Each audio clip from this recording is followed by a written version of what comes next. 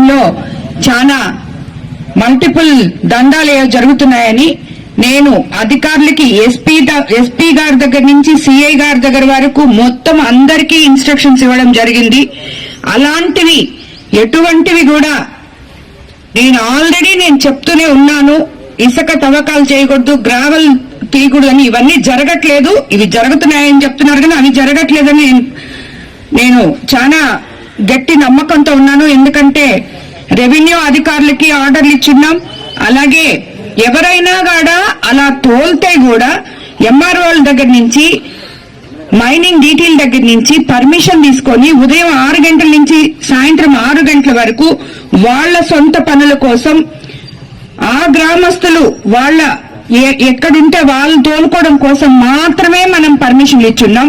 కాబట్టి నేను కోవూరు కాన్స్టిట్యున్సీలో ఉన్న ప్రజలకు అందరికీ చెప్తున్నాను, పార్టీలకు అతీతంగా ఏ ఒక్కరు కూడా ఎక్కడ చెడ్డ జరుగుతున్నా నాకు ఇన్ఫర్మేషన్ ఇవ్వాలని చెప్పి కూడా చెప్తున్నాను. ఈ కోవూరు కాన్స్టిట్యున్సీలో ఇసుక, గ్రావెల్ అలాగే చికెన్ వేస్ట్ ఈ దందాలు అనేటివి జరగడానికి లేదు. అలాగే మొన్న ఎస్పీ గారు కూడా చెప్పారు ఇంకేదో జరుగుతుందని. ఇలాంటివన్నీ ఎటువంటి అసంఘిక పనులు ఇక్కడ జరగకూడదు. అది ఏ పార్టీ అయినా ఏ నాయకులు దాంట్లో ఇన్వాల్వ్ అయి ఉన్నా నేను ఒప్పుకోను.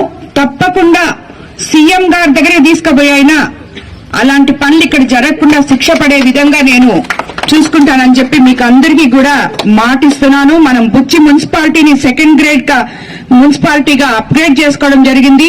రాబోయే రోజుల్లో బుచ్చిరెడ్డిపాలెం ఎంతో మహోన్నతంగా తీర్చిదిద్దాలనే ఆకాంక్షతో మేముంటే ఇలాంటి అసాంఘిక చర్యలు ఎవరు చేసినా కూడా తప్పకుండా చర్యలు ఉంటాయని చెప్పి నేను అందరికీ కూడా తెలియజేసుకుంటున్నాను.